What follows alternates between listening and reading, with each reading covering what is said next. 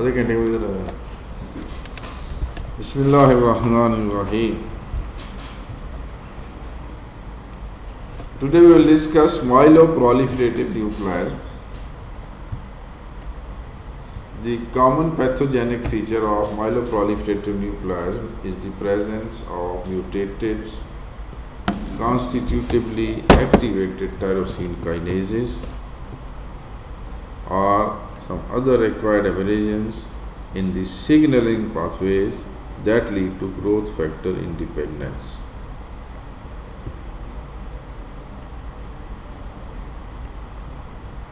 There is basically some change, some mutation in the chromosomes that results in overactivity of the tyrosine kinases, and this results uncontrolled proliferation. The neoplastic progenitors tend to seed secondary hematopoietic organs. What are the secondary hematopoietic organs? Spleen, liver, and lymph nodes. 4 major diagnostic entities are recognized in this myeloproliferative neoplasm. Most important is CML, chronic myeloid leukemia, then PRV means polycythemia rubra vera, IMF, idiopathic myelofibrosis, and ET, this means essential thrombocythemia. So we will be discussing these inshallah in next lectures. All myeloproliferative neoplasms, they have variable propensities to transform to a spent phase. What is this spent phase? This is resembling like primary myelofibrosis. There is more fibrosis of the bone marrow, or to a blast crisis. What is the blast crisis? We will be discussing in CML. The CML will change to a picture like AML, more aggressive tumor.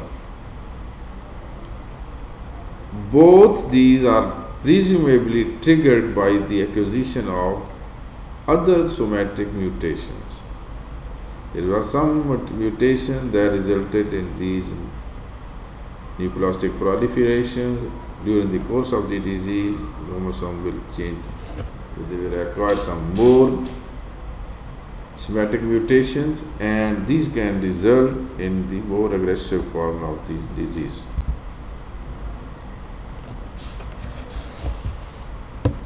Chronic myeloid leukemia. In some books we will see chronic granulocytic leukemia, chronic myelogenous leukemia. So chronic myelocytic, this is same.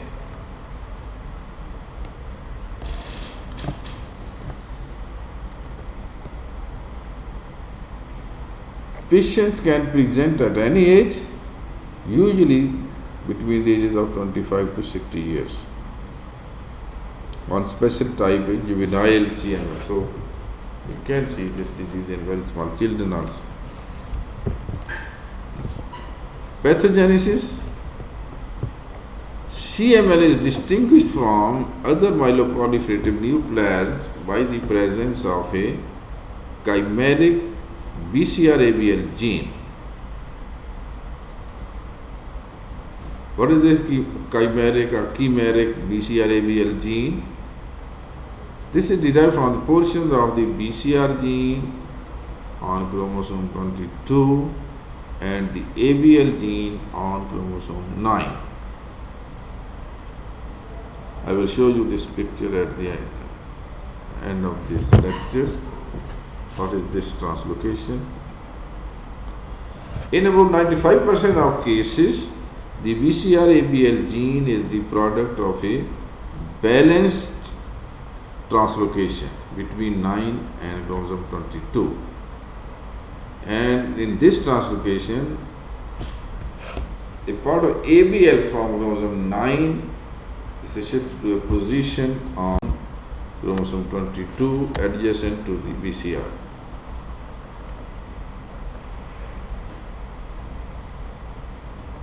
This is also known as, after this chromosome This is also known as Philadelphia chromosome.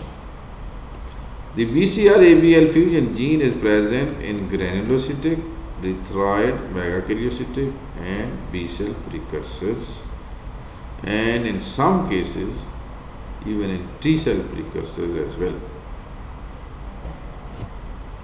This indicates that the tumor arises from a transformed hematopoietic stem cell.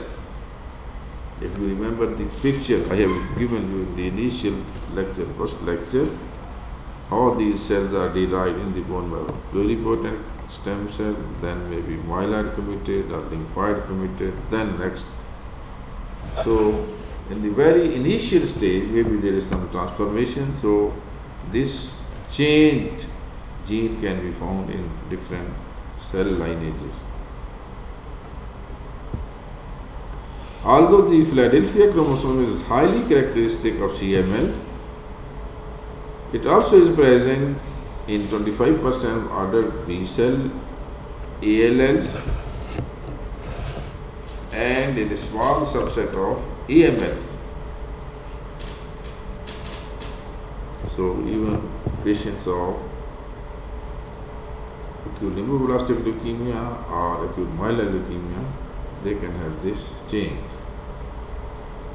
But main feature, this is a main feature of CML. The growth factor dependence of CML progenitors is greatly decreased by constitutive signals generated by BCR-ABL gene. Importantly, because BCR-ABL does not inhibit differentiation, the early disease course is marked by excessive production of relatively normal blood cells.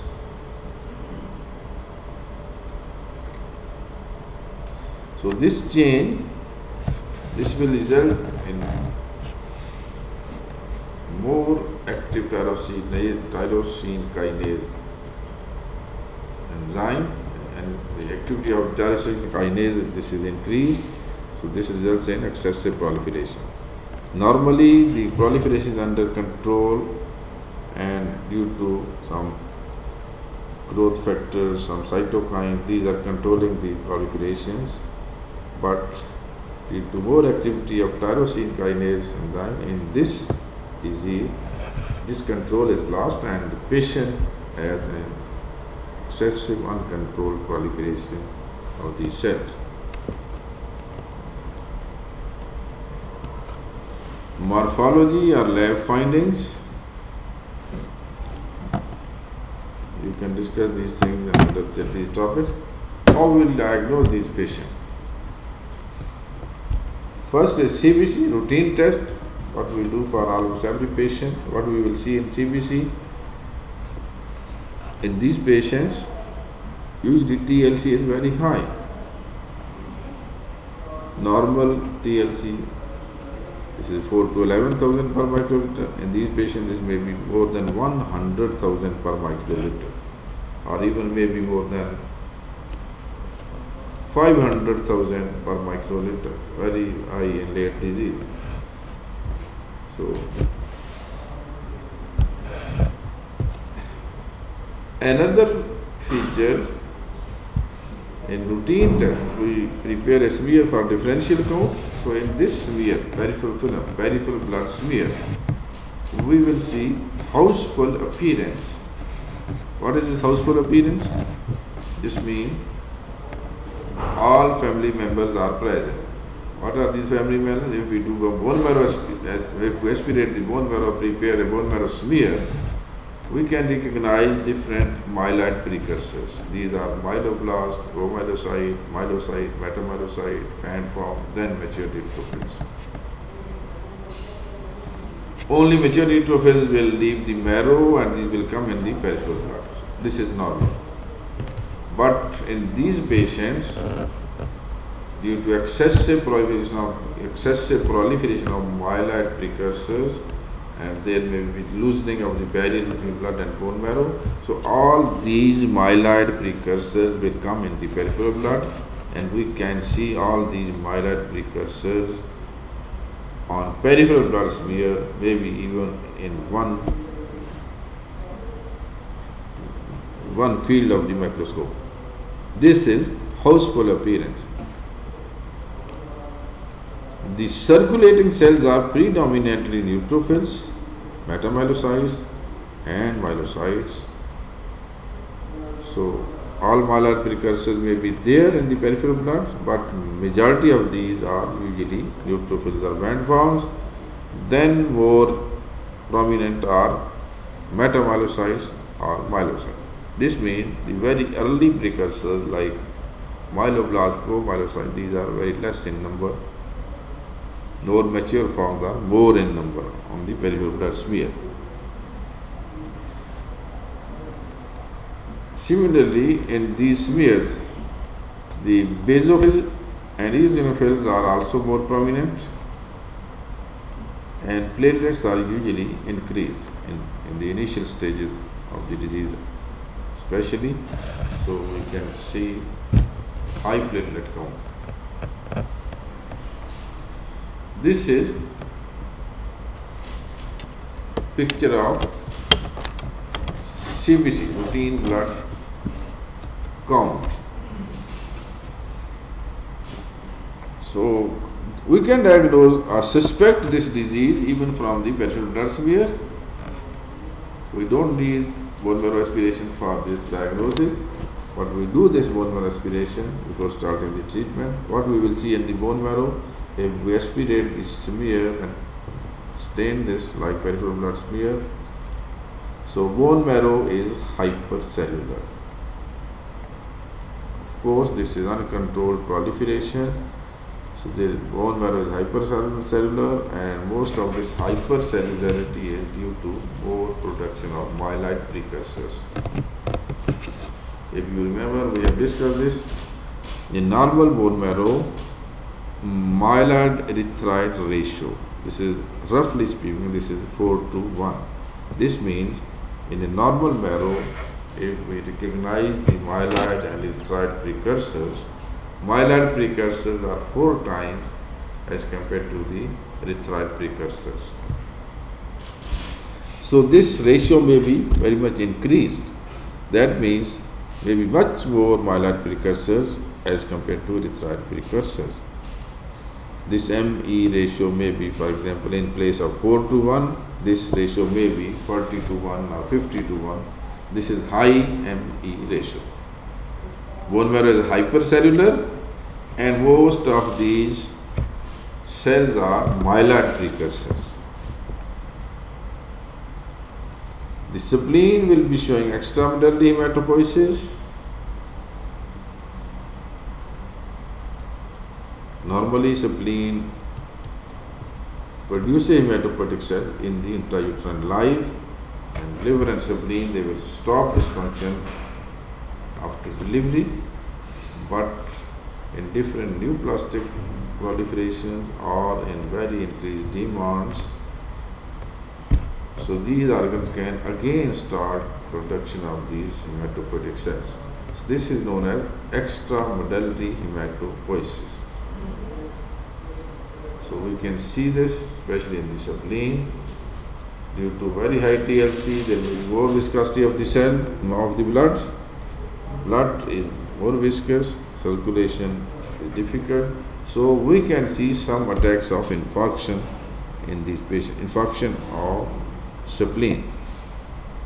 Splenic infarcts, a small portion of the spleen may have ischemia, no blood supply, and this can get infarcted.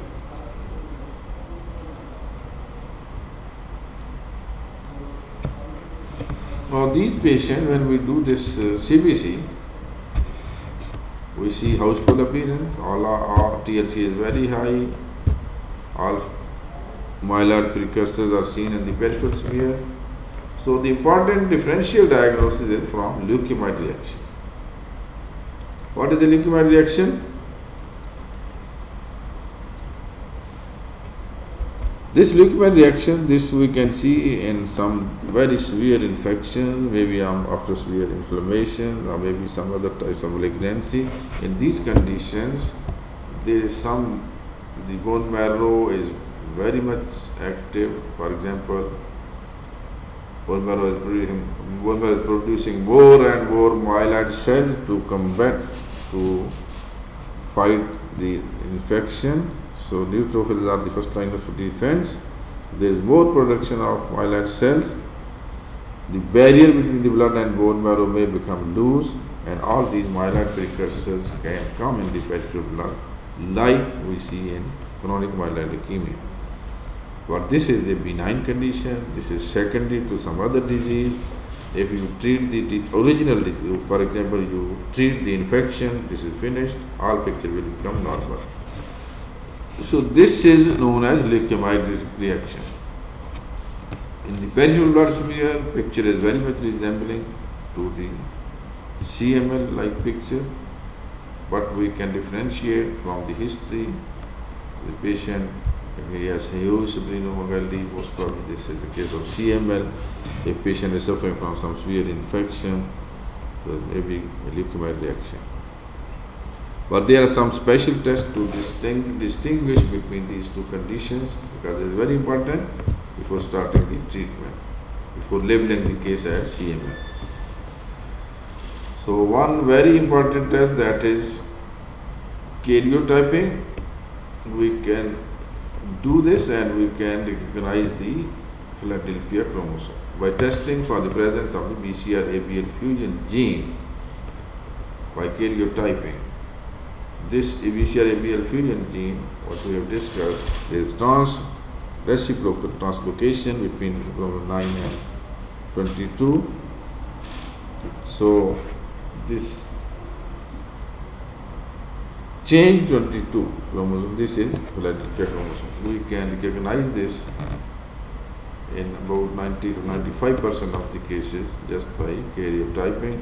If this is negative, you can do some more sensitive tests like PCR assay, and even still more patients may be having this by these tests.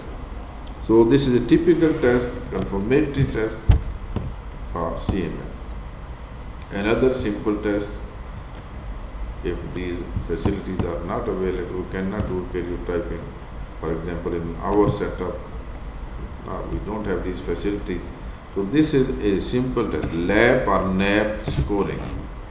LAP means leukocyte alkaline phosphatase, NAP means neutrophil alkaline phosphatase. This is same. This is a special stain. We prepare the blood smear like routine differential routine peripheral film. We prepare these slides.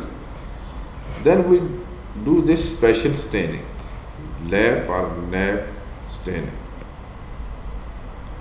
If most of the neutrophils, they take more stain, this means high score. This is seen in cases of infection. In infection, neutrophils have more granules in the cytoplasm, they take more stain. So when we will calculate this score, this special procedure. So simply speaking, this means the neutrophils will take more stain, so this is a high LAP score. This indicates this is a case of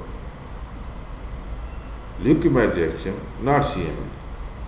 Opposite to this, in CML, these neutrophils, these are neoplastic cells, they have very less number of granules in the cytoplasm, so these will not take this stain. Almost most of these neutrophils will be without this stain or very faint stain in some of these cells. So this indicates a low NLP or low NAP score. So this indicates this is the case of CML. So this was the simple stain used to differentiate between leukemia reaction and CML. But now, better test for this is to do the karyotyping to see for the Philadelphia chromosome. Clinical features. This onset is insidious. Some of these patients may be asymptomatic. Sometimes this may be diagnosed incidentally. We do routine CBC for some other reason. For example, somebody wants to join some service, They ask for routine tests for medical fitness, and we see, oh, this is having very high TLC. So patient may be symptomless, may living a normal life. Some of these patients may have some non-specific symptoms. These are easy fatigability, some sense of weakness, or maybe some complaints of weight loss. Another complaint that patient can present to the clinician, he can say, oh, he has some sensation in the abdomen due to huge spleen. He can tell us, oh, मेरी तिली बहुत बड़ी हुई, big huge spleen, galley.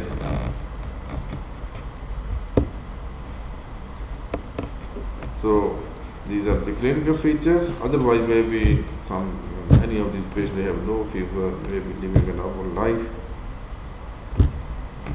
but they can tell us there is a big spleen in their abdomen.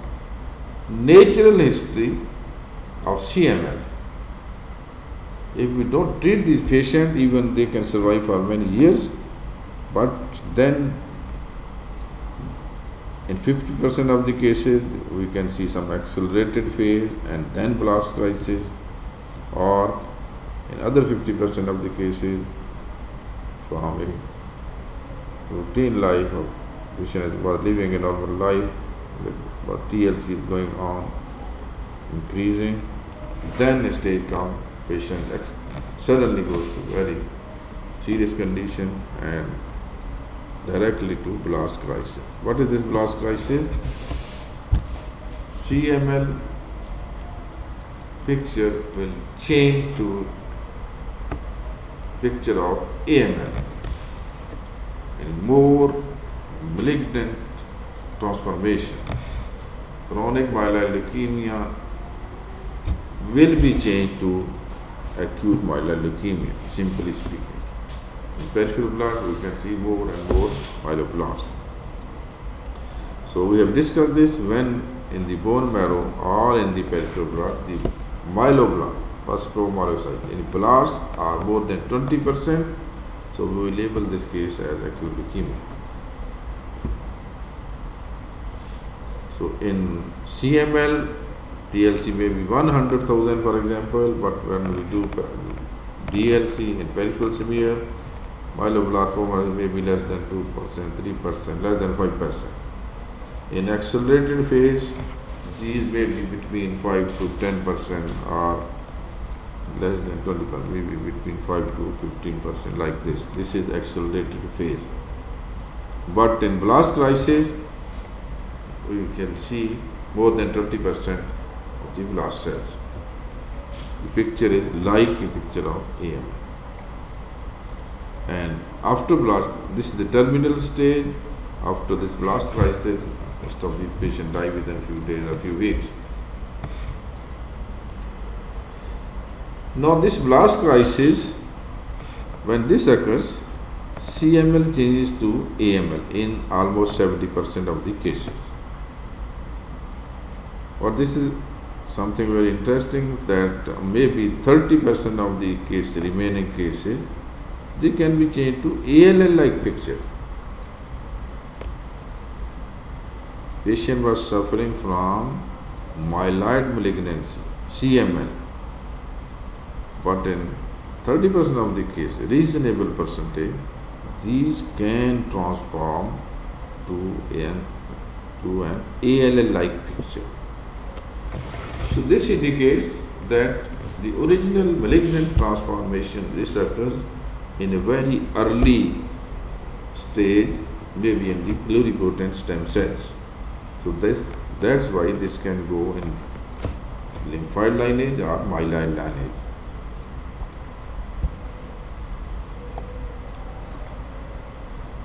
You can see this picture. This is very much enlarged spleen, huge splenomegaly. Even a layman can tell, oh, meri tili bahut zyada vadi hui.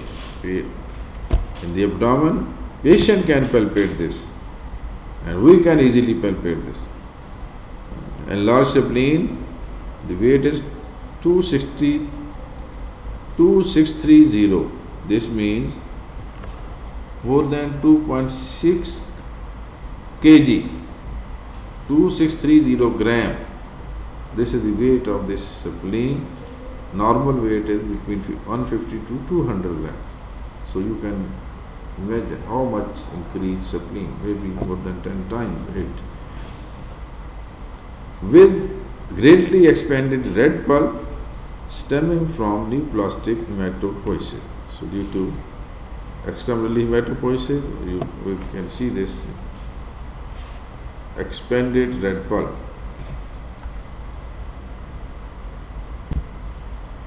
Now, if we centrifuge this anticoagulated blood, what we collect for CBC, in CBC vial, this contains EDT anticoagulant. After this, if we centrifuge this blood in these patients of CML, due to very high TLC, we can see some yellowish white band between plasma and red cell column. Normally, you have seen this. If you centrifuge this anticoagulated blood, or you have seen these ESR tubes, when we keep this for ESR, red cells will settle down, upper part is plasma. I have shown you these rods in the practicals. So normally only two columns are there, plasma and red cell column. In between this yellowish white column of red cell, white cells, this is negligible because the count is very low as compared to the red cell. So we don't see this with like a naked eye. But in these patients, we can see this whitish yellow, yellowish white column in between the plasma and red cell. So maybe due to this reason, in the initial stages, somebody gave this name leukemia. Leukemia means white blood. खून का सफेद हो जाना, उर्दू का मुहावरा भी. So this is something very serious. So this was the name given, probably due to this observation after centrifugation, this column, white cell column, this is very much increased in this patient due to very high TLC. Now this is from this table from Essential Hematology of Run. If you can memorize this, very good, otherwise not necessary, but simply you should understand some different types of CML are there. Normal routine 95% of the cases, these are BCL ABL1 rearrangement positive. This means Philadelphia chromosome positive. Maybe 95% of the cases are like this. 5% may be BCR ABL1 rearrangement negative. But these other types are very rare, but still these are there. I have seen these patients. Chronic neutrophilic leukemia, we only see mature neutrophils. Chronic eosinophilic leukemia, I have seen these two patients. Chronic neutrophilic leukemia, chronic eosinophilic leukemia. TLC is very high. In chronic neutrophilic leukemia, only cells are mature neutrophils or BAMPON, no other precursors. In chronic eosinophilic leukemia, only these cells are eosinophils, very high TLC and very high number of eosinophils. Other varieties may be chronic monocytic leukemia or chronic myelomonocytic leukemia, although these are very rare, but still we can see them. Juvenile myelomonocytic leukemia.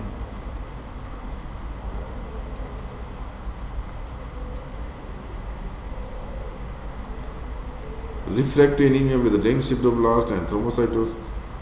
Note all these diseases except BCR-ABL1 positive CML are rare. First one, this is the most common type. 95% of the cases are positive for Philadelphia chromosome. This is the routine case what we see in routine clinical practice. Now this is just to explain you what is this change which occurs. What is the Philadelphia chromosome? You can see this picture. Leave this right side. This is too much beyond our scope, beyond the scope of undergraduate students. But a portion of this picture, left side, you can see the chromosome 9 left side this is normal, lower portion is ABL1 portion. This portion is translocated, shifted to chromosome 22, lower right. And if you see on the left side, chromosome 22, lower left, there is one BCR region. This BCR region, part of this is shifted to chromosome 22.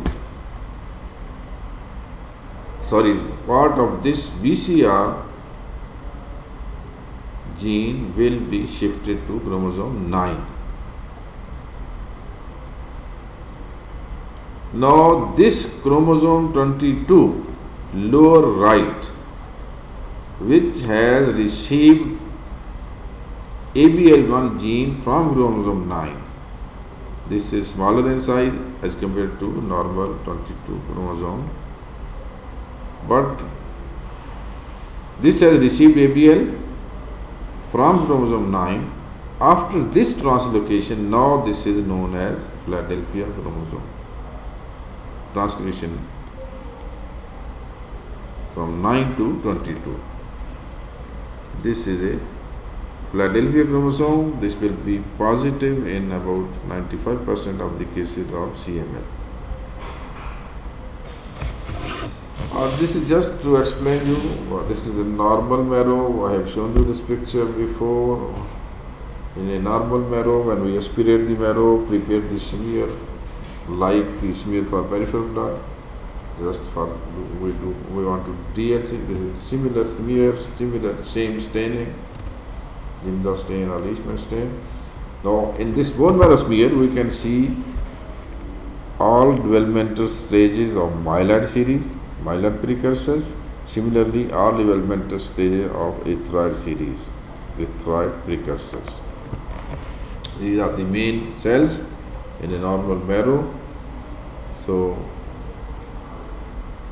normally myeloid precursors are almost 4 times more than erythroid precursors. You can see these precursors in this smear. Now in a chronic myeloid leukemia, what will happen? Myelopoiesis is more active as compared to erythropoiesis. Normally, I have told you myeloid precursors are 4 times as compared to erythroid precursors, but this ME, this is known as ME ratio. When we report on a bone marrow smear, we give this. ME ratio is 4 to 1. For example, this is for normal, maybe bit variable. 4 to 1, roughly speaking, this is normal. But in this patient, this ME ratio will be very much increased.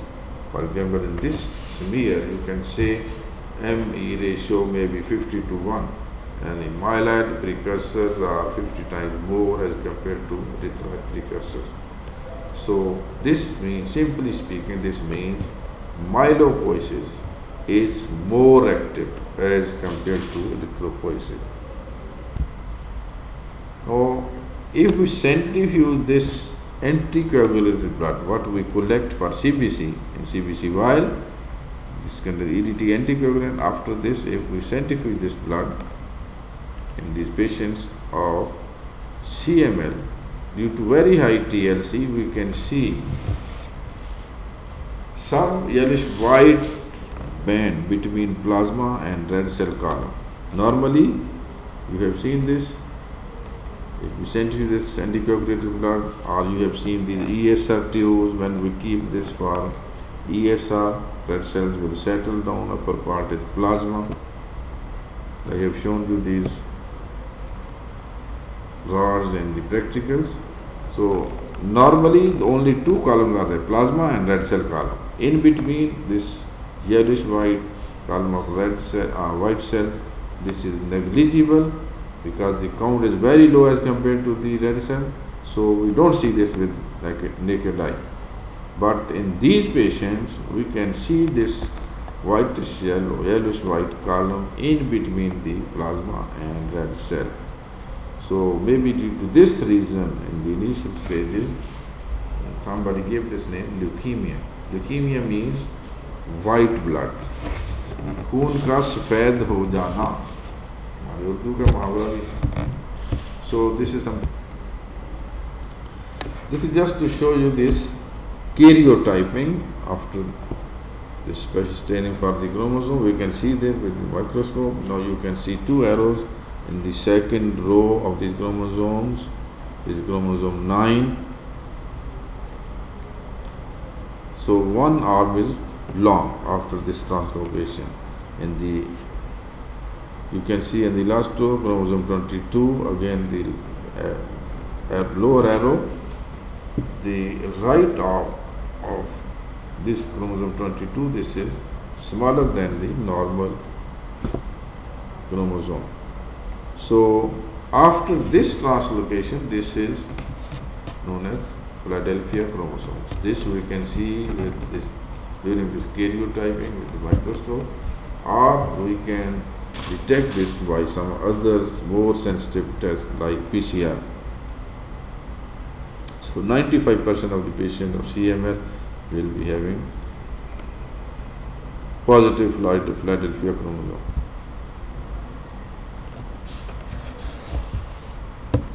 Chronic myeloid leukemia. In some boys you will see chronic granulocytic leukemia.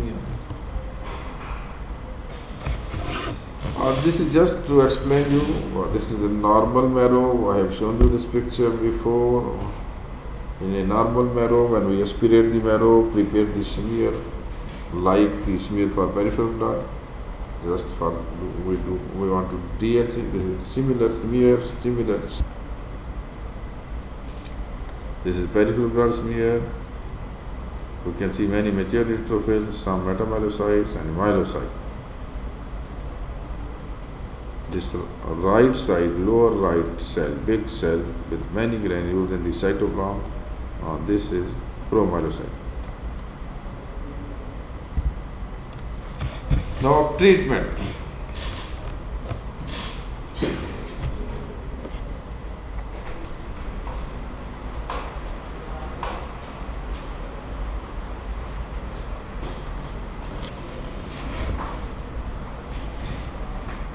Nowadays we use some targeted therapy by more and more knowledge about the molecular basis of this disease. Now we can target the tyrosine kinase enzyme. Why tyrosine kinase inhibitors? In patients with early disease, what will happen? The proliferation will be reduced.